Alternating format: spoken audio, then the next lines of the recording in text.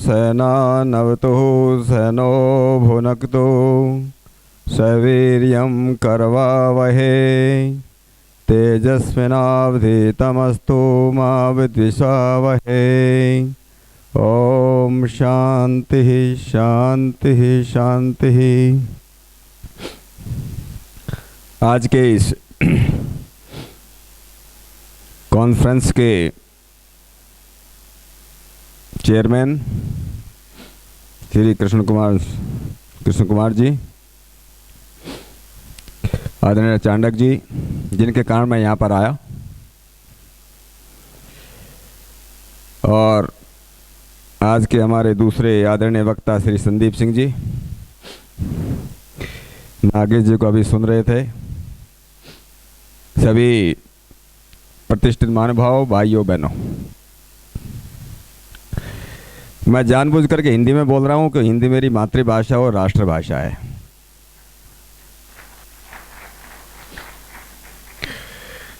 जिसको हिंदी समझ में नहीं आया, मैं अंग्रेजी भी बोलता हूँ और मराठी भी जानता हूँ, तो मेरे से पूछ सकते हैं बाद में।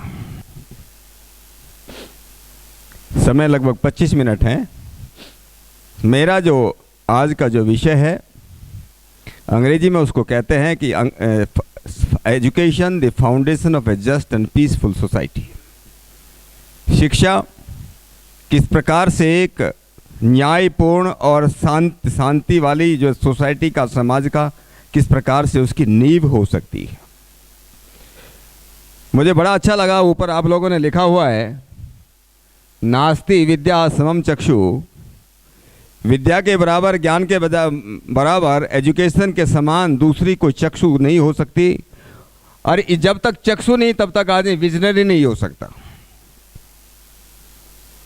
एक विजनरी है बाहर की आंखों से देखने वाला, एक विजनरी है जो अंदर की आंखों से देखता है। और दुनिया के अंदर जितने भी प्रोफेशन है, चाहे कोई इंजीनियर है, चाहे टेक्नोक्रेट्स हैं, चाहे कोई भी है, वो सब जड़ चीज़ों से उनका वास्ता है। लेकिन केवल मात्र एजुकेशन एक ऐसी चीज़ है, शिक्षा केवल एक ऐसी चीज़ है जिसका संबंध अंतर्बोध से है, जिसका संबंध चेतना से है, जिसका संबंध चेतना को जगाने का, जिसका संबंध चेतना को संवारने का है। और इसलिए दुनिया में कहा गया कि दुनिया के अंदर सबसे श्रेष्ठ अगर कोई प्राणी है तो उसका नाम मनुष्य है। और इसलिए उसका मुख्य कारण यह है कि क्योंकि केवल मात्र ठीक प्रकार की एजुकेशन, शिक्षा केवल मनुष्य को ही दी जा सकती। कहने को तो इतना समय नहीं है, मैं लंबा चौड़ा कभी कभी बोलता हूं, लेकिन मैं कहता हूं कि थोड़ा 1 मिनट के लिए, न तो शरीर की सुंदरता में मनुष्य सबसे अच्छा है। मोर हैं, तितलियां हैं, बहुत सुंदर सुंदर है। शरीर की लंबाई चौड़ाई में भी मनुष्य सबसे अच्छा नहीं, कूदने फादने दौड़ने में भी सबसे अच्छा नहीं। घोड़े उससे तेज दौड़ते हैं, टाइगर उससे तेज दौड़ता है, मछली उससे तेज तैरना जानती है, उसकी आंखें इतनी अच्छी नहीं, उससे आंखें, गिद्ध उससे ज़्यादा देखता है, गरुड़ उससे लंबा देखता है, कान उसके इतने मजबूत नहीं, उससे ज़्यादा सुनने वाले मोर उससे ज़्यादा सुनते हैं, बहुत जो है। कहने का मतलब यह है, किसी भी शरीर की किसी भी विधा में, शरीर की किसी भी विधा में जानवरों से, पक्षियों से मनुष्य श्रेष्ठ नहीं है। श्रेष्ठ है तो केवल एक बात से, कोई 1 से लेकर के 10 तक की गिनती कर सकता है और अपने को संवार सकता है, अपने को बढ़ा सकता है, इस मानव जीवन की कीमत को समझ सकता है। और इसलिए दुनिया का सबसे सर्वश्रेष्ठ प्राणी है। और इसलिए कहते हैं को विजनरी तब हो सकता है जब उसका अंतर्बोध, उसकी चेतना को जागृत किया जा सके। इसलिए जो है एजुकेशन ही केवल उसको विजनरी बना सकती है। गुरुत्व बिना एजुकेशन के, बिना शिक्षा के आदमी में गुरुत्व आ नहीं सकता। कहते हैं कि दुनिया के अंदर, जिसको वैसे तो लोग बोलते हैं कि न्यूटन ने पता लगा कि पृथ्वी के अंदर गुरुत्वाकर्षण शक्ति है। हमारे तो जिन्होंने वेद पढ़े होंगे, ऋग्वेद के पहले ही मंडल के अंदर ये लिखा हुआ है कि पृथ्वी के अंदर गुरुत्वाकर्षण शक्ति है।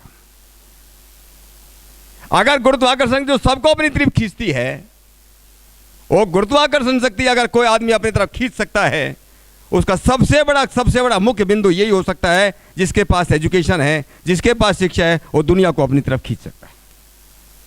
इसलिए अष्टावक्र के लोग कहानी बताते हैं, ये अष्टवक्र होने के बाद भी दुनिया को अपनी तरफ खींचता था। तो ऐसी हमारी शिक्षा अपनी हो सकती, और वैल्यूज क्या हो, इनोवेशन क्या हो, ये सब उसी के धरातल पर बात करते हैं। आज देश के सामने सबसे बड़ी जो चुनौती है, और सबसे बड़ी चुनौती यह है, क्या समाज को न्याय मिल सकता है? क्या समाज में न्याय स्थापित हो सकता है? क्या समाज में शांति स्थापित हो सकती है? आज देश के अंदर नक्सलवाद है, आतंकवाद बढ़ रहा है, सांप्रदायिकता बढ़ रही है। इसके पीछे क्या कारण है? इसके पीछे मैं मानता हूं कि समाज के अंदर जिन लोगों ने महाराष्ट्र के अंदर, मैं तो नक्सलाइट अफेक्टेड एरिया में काम किया, लंबे समय तक काम किया है, न्याय जहां न्याय नहीं रहा वहां नक्सलवाद आ गया। उसका एक मूल कारण यह भी है, आतंकवाद आया, सांप्रदायिकता बढ़ती चली गई। यह केवल आजादी के बाद की बात नहीं, आजादी से पहले भी देश के अंदर सांप्रदायिकता बढ़ती जा रही है, क्योंकि हम लोगों ने जो एजुकेशन पद्धति, जो शिक्षा पद्धति एक्सेप्ट की, मैकाले की शिक्षा पद्धति बोलते हैं। और मैकाले की बात अगर मैं याद करूं, 1835 में ब्रिटिश पार्लियामेंट के सामने बोलते हैं, मैकाले ने कहा था, मेरे पास आईपैड है, अगर किसी को सुनना तो मेरे पास उसका ओरिजिनल भी है। मैकाले कहता है ब्रिटिश पार्लियामेंट में कि I have travelled the length and breadth of this country, India की बात कर रहा है, लेकिन मैंने इंडिया में कहीं भी कोई बैगर नहीं देखा। अगर कोई बैगर नहीं है तो चोरी करने वाले कौन होंगे? कितने लोग होंगे? कोई चोर नहीं देखा। मैंने लोग देखे जो बहुत हाई मोरल कैरेक्टर के लोग देखे। अगर इस देश को प्रशासन करना है तो इस देश की शिक्षा पद्धति को बदलना पड़ेगा। इस देश की जिस कल्चर पर, जिस संस्कृति में टिका हुआ है, उसको बदलना पड़ेगा। ऐसे लॉर्ड मैकाले ने शिक्षा पद्धति को बदल दी। और लॉर्ड से एक शिक्षा उसको कहा, आपको मालूम है, वो तो चाहते थे ऐसी शिक्षा पद्धति कि हम लोग देखने भालने में केवल जो है इंडियन रह जाए, इंडियन इन कलर, लेकिन हमारी सोच, हमारी समझ, सब कुछ जो है अंग्रेज बन जाए। ये दुर्भाग्य की बात है देश के लिए कि हम लोग आज वही शिक्षा पद्धति को हम लोग उसको अभी जब से नई गवर्नमेंट आई है उसको बदलने के लिए बहुत गंभीर प्रयत्न उसको हो रहे हैं। मुझे लगता है ये भी उसी का एक प्रयत्न है कि इस देश के अंदर शिक्षा व्यवस्था हो तो कैसी हो, कि इस देश के अंदर न्यायप्रिय संसार या समाज के अंदर शांतिता कैसे आ सके, मनुष्य का निर्माण कैसे हो सके, एक ऐसी शिक्षा। इसलिए पहले प्राचीन काल के अंदर बच्चा जो है टीचर नहीं थे, teacher was know the centre of attraction, इस बात the child was the centre of attraction. सारी शिक्षा का हमारा पूरा का पूरा जो लक्ष्य था कि एक बच्चे को अच्छा मानव कैसे बने, इसे 16 संस्कार आए, पेरीनेटल, पोस्टनेटल। ये दुर्भाग्य की बात, आज भूल गए लोग। हमारे पास सब प्रकार की योजनाएं हैं, सड़क बनाने की योजना हो सकती है, स्कूल बनाने की योजना हो सकती है, कॉन्फ्रेंस करने की योजना हो सकती है, जिंदल जी बैटरी फैक्ट्री कैसे बनानी, कैसे लानी, उसकी योजना हो सकती है, लेकिन देश में अभी तक मानव निर्माण की कोई योजना नहीं है कि मनुष्य को कैसे बनाया जाए। और हमारे ऋषियों ने इस पर इतना ज्यादा गंभीर चिंतन किया कि मनुष्य का निर्माण किया जाए तो कैसे निर्माण किया जाए। आरोग्य में छांदोग्य में इतना लंबे चौड़े उसके बाद में लिखा गया कि अगर अच्छे, उसके ये लिखा गया कि अगर अच्छे एक बच्चे को, अगर विद्वान माँ बाप को विद्वान बच्चा चाहिए तो क्या किया जाए, पहलवान बनाना हो तो क्या करें, और गंभीर तरह से बनाना तो क्या करें, उसके सब की स्कीम बताई गई। इन सब के पीछे इनके मूल में था एजुकेशन, शिक्षा कैसी हो। तो हमारी शिक्षा आज दुनिया के अंदर, क्योंकि मेरा टॉपिक थोड़ा सा स्पेसिफिक है कि समाज के अंदर हम जस्ट पीसफुल सोसाइटी कैसे बनाएं। समाज के अंदर जितनी समस्याएं आज हैं, जितनी भी समस्याएं हैं, उन समस्याओं के मूल में मुख्य रूप से पांच बातें हैं। लोग हिंसा करते हैं, हिंसा की धमकी देते हैं, झूठ बोलते हैं, दूसरों को ठगने की कोशिश करते हैं, चोरी लूट डकैती करते हैं, या कुछ आजकल सेक्सुअल ऑफेंसेस हैं, या हमारे अंदर मोनोपोली की भावना है, होर्डिंग करते हैं, ब्लैक मार्केटिंग करते हैं। इन सब पर दुनिया के अंदर कोई दूसरी समस्या नहीं। ये मूल समस्या है, मूल समस्या। और इन मूल समस्याओं को अगर दूर करना है कि समाज के अंदर एक बहुत ही न्याय स्थापित हो सके। देखिए, हम कहने के लिए कहते हैं, हमारे देश में कॉन्स्टिट्यूशन कहते हैं कि लॉ सबके लिए बराबर है। इक्वेलिटी बिफोर लॉ, हम लोगों ने बहुत भाषण सुने होंगे। इक्वेलिटी बिफोर लॉ है इंडिया के अंदर, लेकिन नहीं है। मैं तो पार्लियामेंट में बोला इस बारे में, और पार्लियामेंट में मैं एक बात कही कि जो लोग ये कहते हैं कि इस देश के अंदर इक्वालिटी बिफोर लॉ है, मेरे विचार से नहीं है। हमारा इस देश का कॉन्स्टिट्यूशन, जिसकी प्रेम्बल कहती है कि सबको जस्टिस दिया जाए, सोशल, इकोनॉमिक, पॉलिटिकल, सबको जस्टिस, सबको न्याय मिले, क्या वास्तव में न्याय है? क्या एक गरीब आदमी को, इस सामान्य आदमी को इस देश के अंदर न्याय मिल सकता है? क्या सामान्य आदमी, गरीब आदमी अपने कोर्ट को रात को खुलवा सकता है? एक आतंकवादी के लिए खुल जाता है, देश का सुप्रीम कोर्ट खुल जाता है। रात के 2:30 बजे इस देश का सुप्रीम कोर्ट खुल जाता है। क्या कभी आपने सुना कि सामान्य आदमी के लिए खुल सकता है? मैं पार्लियामेंट में बोल रहा था एक दिन, देसी भाषा में बोल रहा था। मान लीजिए आप किसान हैं, आपके खेत को एक बकरी चर जाए, एक जो बैल या सांड चर जाए, और या एक हाथी चर जाए। हमारा अल्लाह कहता है कि सबको समान दंड दिया जाए, सबको एक एक डंडा लगाओ, सबको एक एक लाठी लगाओ। बकरे की टांग टूट सकती है, सांड भी भाग सकता है, कि हाथी को एक लाठी से कुछ असर होगा? एक आदमी पूना के अंदर जो 1 करोड़ की गाड़ी चलाता है, अगर उसको 50 रुपए का फाइन है इसके ट्रैफिक वायलेशन के लिए, या 100 रुपए का फाइन है पूना के अंदर, जो आदमी 1 करोड़ की गाड़ी चलाता है, उसको आप 100 रुपए का फाइन करोगे तो उसके ऊपर असर होगा। एक स्कूटर चलाने वाले को 100 रुपए का असर हो सकता है, 1 करोड़ की गाड़ी चलाने वाले को 100 रुपए का कोई असर नहीं होता। ये हमारा कानून है, सबको एक ही तरह के डंडे से हाँकना चाहता है। हमारे ऋषियों ने नहीं कहा ऐसा। मनु महाराज तो ये कहते हैं कि जितना ज्यादा जिसमें वर्ण व्यवस्था थी, एक उसके क्राइम के लिए, एक अपराध के लिए, अगर एक शूद्र को आप जो है 8 गुना दंड देते हैं चोरी करने के लिए, तो क्षत्रिय को 16 गुना दीजिए, वैश्य को 16 गुना दीजिए, उसको 32 गुना दीजिए, और ब्राह्मण को 64 गुना दीजिए, और राजा करता तो 108 गुना दीजिए। जो जितना ज्यादा पढ़ा लिखा, जितना ज्यादा समझा, उसी हिसाब से उसको दंड और सजा मिलनी चाहिए। क्योंकि हम लोगों ने अपनी शिक्षा पद्धति को खो दिया। जिस शिक्षा पद्धति में, वो अपने गौड़ मालवीय जी मेरे से बात कर रहे थे, कहां चले गए? तिवारी जी, चंचल के पिताजी, वो बोल रहे थे, मैं उनसे बात कर रहा था। मैंने कहा गौड़ मालवीय बड़े हैं कि तिवारी बड़े हैं? बोलने लगे नहीं ये तो ये है, हम लोगों ने नहीं बना ब्राह्मण। मैंने मजाक में कह रहा था ब्राह्मणों ने डिफरेंस किया। नहीं, ब्राह्मणों ने क्या, ब्राह्मण ने डिफरेंस किया।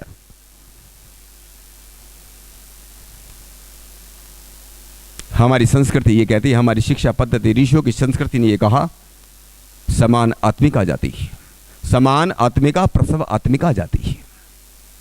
जहां प्रसव समान हो वह जाति समान है, जहां प्रसव अलग अलग है वो जाति अलग अलग है। क्या मनुष्यों की प्रसव क्रिया जो डिलीवरी के अलग अलग तरह की होती है? एक नीचे के आदमी की जो है डिलीवरी अलग हो, जो ऊपर की कास्ट में पैदा हो उसकी डिलीवरी अलग हो, ऐसा कहीं हो सकता है? इसे सब मनुष्यों की जाति एक है। ये दृष्टि देने वाली अगर आर्य संस्कृति, आर्य जिसको हम आर्य संस्कृति बोलते हैं, जिसको आर्य संस्कृति बोलते हैं, जिसको हमारी प्राचीन ऋषियों की पद्धति, शिक्षा पद्धति बोलते हैं, उसमें ऐसा डिफरेंस नहीं था। जब ये डिफरेंस नहीं होगा तो वहां भेदभाव नहीं होंगे। और इसलिए जिस मंत्र से मैंने शुरू किया था,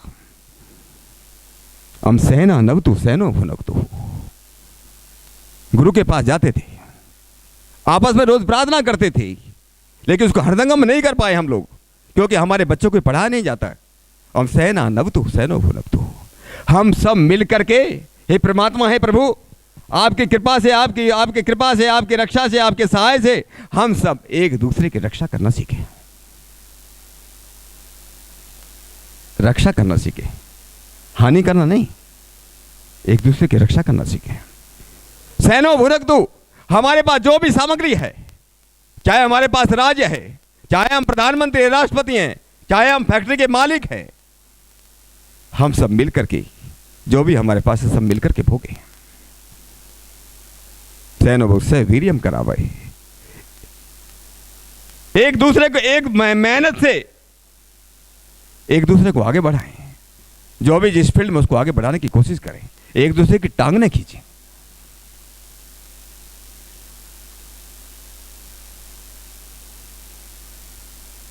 हम लोगों ने जो कुछ पढ़ा, जो पढ़ा वो प्रकाश को प्राप्त हो, आगे बढ़ता चला जाए। मां विदिशा वहे, हम आपस में कभी भी विरोध न करें, कभी भी द्वेष न करें। यह शिक्षा थी इस देश के अंदर, तभी कृष्ण और सुदामा साथ साथ पढ़ते थे। यह शिक्षा थी इस देश की, तभी तो काशी मुरा का बेटा जो है तक्षशिला के अंदर राजपुरुषों के साथ पढ़ता था। इसलिए पांचाल का राजा द्रुपद जो है द्रोण के साथ पढ़ता था। इसलिए ऋषि दयानंद कहते थे, चाहे को गरीब हो, चाहे को अमीर हो, चाहे को निर्धन हो, क्या धनवान हो, सबके बच्चे एक ही गुरुकुल में, एक ही आश्रम में पढ़े। वहां ऊंच और नीच का भेद खत्म हो जाता है। मैं तो पार्लियामेंट में इस बात में ही बोला हूं। आज इस देश के अंदर डबल शिक्षा पद्धति है। एक तरफ जिसको हम पब्लिक स्कूल बोलते हैं, गवर्नमेंट स्कूल, वो पब्लिक स्कूल नहीं, पब्लिक स्कूल दूसरे प्राइवेट को पब्लिक स्कूल बोलने लगे। उनके अंदर डिफरेंस इतना ज्यादा है कि बचपन से इतना डिफरेंस पैदा कर दिया गया। मुझे मालूम नहीं पूना के अंदर क्या हालत है, लेकिन दिल्ली के अंदर ऐसे ऐसे स्कूल हैं जिनकी फीस 1-1 लाख रुपए, 1.25 लाख रुपए महीना है। 70-70 हजार रुपए महीना है। एक बच्चा गवर्नमेंट के स्कूल में पढ़ता है, एक बच्चा जो है गवर्नमेंट उससे पब्लिक स्कूल से पढ़कर आया है, जाकर के जो यूनिवर्सिटी तो एक ही है। जब वहां उस डिफरेंस से आकर के वो आते होते, क्या वो एक दूसरे को समझ पाएंगे? ये कितनी दुर्भाग्य की बात है कि हैदराबाद यूनिवर्सिटी के अंदर, आप लोगों ने पढ़ा होगा, पेपर में चल रहा है पिछले 2-3 दिनों से, और रोहित जो लड़का है उसने जो है सुसाइड कर लिया, आत्महत्या कर ली। ये भी कितनी बड़ी दुर्भाग्य की बात है कि हम अपने विश्वविद्यालय में दलित और गैर दलित की बातें करते हैं, क्योंकि एजुकेशन है, शिक्षा ने अपने को।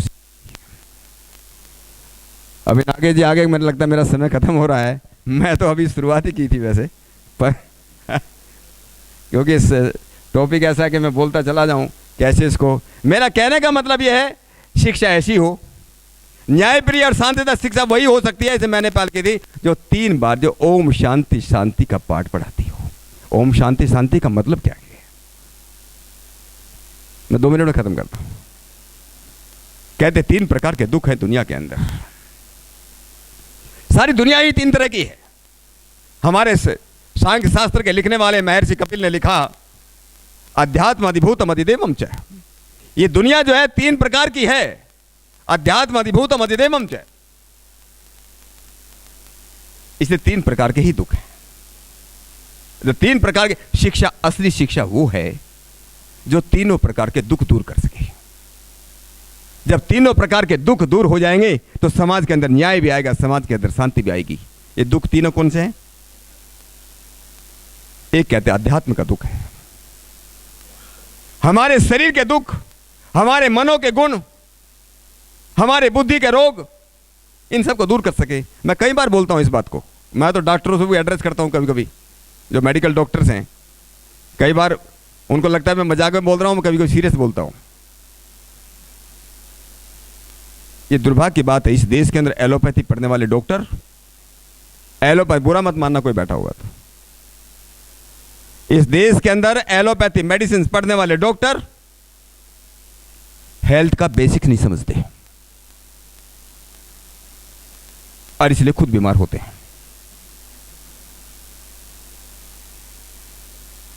हार्ट, दूसरे के हार्ट को ठीक करने वाले खुद हार्ट फेल होकर के मर जाते। एक नहीं, बहुत नाम है मेरे पास, मुंबई और पूना के। अगर हम पढ़ने लिखने के बाद भी बीमार होते हैं, हमारी पढ़ाई में कमजोरी है, हमारी पढ़ाई में कुछ कमी है। जो हमको स्वस्थ बनना नहीं सिखा सकती वो सही शिक्षा नहीं हो सकती। आज 85-90% रोग दुनिया के हमारे शरीर, उसके जो मनो के, जिसको साइकोसोमैटिक डिजीज बोलते हैं, हम अपने मन को कंट्रोल नहीं कर सकते। हमारा तो सारा ऋषियों की सारी शिक्षा पद्धति सब मन के ऊपर चली गई, शरीर और मन के रोग से दूर कर सके, दूसरों की परेशानी से, दूसरों की हिंसा से अपने को दूर कर सकें, इन नक्सलवाद से, आतंकवाद से अपना पिंड छुड़ा सकें, इन चोरों और डकैतों से अपने को, हमारे को नुकसान न हो सके, चोर और समाज के अंदर चोर और डकैत न हो सकें। वो शिक्षा चाहिए कि समाज के अंदर चोर डकैत पैदा न हो, अगर है भी तो हम अपने को बचा सकें। हम किसी को ठगना नहीं चाहते, पर हम ऐसे भी नहीं को हम ठगे जाएं। शिक्षा ऐसी हो कि हम ठगे भी न जाएं। और नंबर 3, जिसको अलग तरह का दुख बोलते हैं, दैविक दुख बोलते हैं, ये नेचुरल, कहीं साइक्लोन आ रहा है कि अर्थक्वेक आ रहा है, इन सब अपने को बचा सकें। इसलिए हमारी एजुकेशन ऐसी होनी चाहिए, इन सब से अपने को बचा सके। इसलिए जो है चाणक्य ने बहुत बढ़िया बात कही थी, मैं खत्म कर रहा हूं। चाणक्य ने कहा था, सत्येन रक्षते धर्मो विद्या योगीन रक्षते। विद्या की रक्षा योग से होती है। योग में बाबा रामदेव का योग नहीं, विद्या योगीन रक्षते। योग उस चीज का नाम है, जोड़ने का नाम है। शिक्षा वो है जो जोड़ते चले जाओ। जो दुनिया में, समाज में आपको अलग थलग कर दे, वो शिक्षा नहीं हो सकती है। शिक्षा वो है जो आपको जोड़ती चले, समाज से जोड़ती चली जाए। शिक्षा वो है जो एक्सपेरिमेंट करती चली जाए। शिक्षा जो है जो आपको एक्सपेंशन करती चली जाए, जो आपको बढ़ाती चली जाए, जोड़ती चली जाए, तब जाकर शिक्षा बनती है। अब एडिसन की बात कर रहे थे आप, थॉमस एडिसन की बात कर रहे थे। अगर उसका ग्रामोफोन उसने नहीं बनाया होगा, उसकी रक्षा नहीं होती, तो आज हम इतना बड़ा जो है माइक और ये सब नहीं कर पाते। आज जो इतना जितना ज्यादा साइंस ने इतनी तरक्की की है, अगर राइट ब्रदर्स का गुब्बारे का वाला प्रयोग अगर हम भूल गए होते तो आज एरोप्लेन नहीं उठते। योग करते चले जाओ। इसलिए आज जो है, हाँ, आज की हमारी शिक्षा, ये कितनी बड़ी दुर्भाग्य की बात है। इस पूना शहर के अंदर, मैं तो पूना का पुलिस कमिश्नर रहा हूं, पूना में जितनी हत्याएं होती है 6 गुणी उससे आत्महत्याएं होती हैं। लगभग 6 गुना 6 टाइम्स मोर सुइसाइड्स होते हैं। क्यों? क्योंकि हम लोगों ने, इंजीनियर भी आत्महत्या करते हैं, पढ़े लिखे डॉक्टर भी आत्महत्याएं करते हैं, क्योंकि हम लोगों ने, आजकल की शिक्षा पद्धति ने, आजकल की शिक्षा ने हमको मानव जीवन की कीमत को नहीं समझाया। अगर मानव जीवन की कीमत को हम समझे होते, ये समझ के होते हम कुछ विजन, कुछ लेकर के आए हैं, कुछ उद्देश्य लेकर के इस दुनिया के अंदर आए हैं, तो आत्महत्या नहीं करते। हमें तो ऐसी शिक्षा चाहिए जो इस शरीर की कीमत को समझा सके, जो इस दुनिया की कीमत को समझ। हमें ऐसी शिक्षा नहीं चाहिए। कैसी शिक्षा? जो कहे कि ब्रह्म सत्यम, क्या आया क्या? आप मानते हो? मैं नहीं मानता। हमें ऐसी शिक्षा नहीं चाहिए। कभी कभी करप्शन हो जाता है, कभी कभी डिस्टोर्शन हो जाता है। हमारे ऋषियों ने कहीं नहीं कहा ऐसे। बीच के कुछ आचार्य आए, उन्होंने इस बात की बात कही कि केवल मात्र ब्रह्म सत्य है, जगत मिथ्या है। जगत मिथ्या नहीं है। अगर हम जगत को मिथ्या मानेंगे, शरीर को मिथ्या मानेंगे, शरीर की कदर नहीं करेंगे, अगर ये दुनिया मिथ्या है, तो इसको अच्छा बनाने का काम कौन करेगा? इसको अच्छा बनाने की जरूरत है, इसमें अपना योगदान देने की जरूरत है। और सबसे बड़ी शिक्षा वो है जो आदमी को इस योग बना सके। जिस घर में पैदा हुआ हो उस घर को अच्छा बनाए, जिस समाज में पैदा हो उसमें समाज को अच्छा बनाए, जिस देश में पैदा हुआ उस देश को, उस राष्ट्र को अच्छा बनाए। ऐसी शिक्षा इस देश को चाहिए। ऐसी शिक्षा इस देश के अंदर तभी आ सकती है जब ऋषियों के अनुसार, आर्ष पद्धति से, ऋषियों के बताए हुए रास्ते से इस मैकाले की शिक्षा को हम महासागर में डुबा दें। जितना जल्दी हो उतना जल्दी डुबा दें। जब तक ये नहीं होगा तब तक इस देश के अंदर न्याय आएगा, तब तक इस देश के अंदर न शांति आएगी। इतनी बात कह करके मैं पुनः चाणक्य जी का और आप सभी का बहुत बहुत आभार व्यक्त करता हूँ। मुझे आप लोगों ने बोलने का समय दिया। किसी का कोई सवाल हो, अगर समय अलाउ करता हो तो मेरे से, मैं उसके लिए तैयार हूँ। बहुत बहुत धन्यवाद। सबको मेरी सादर नमस्ते।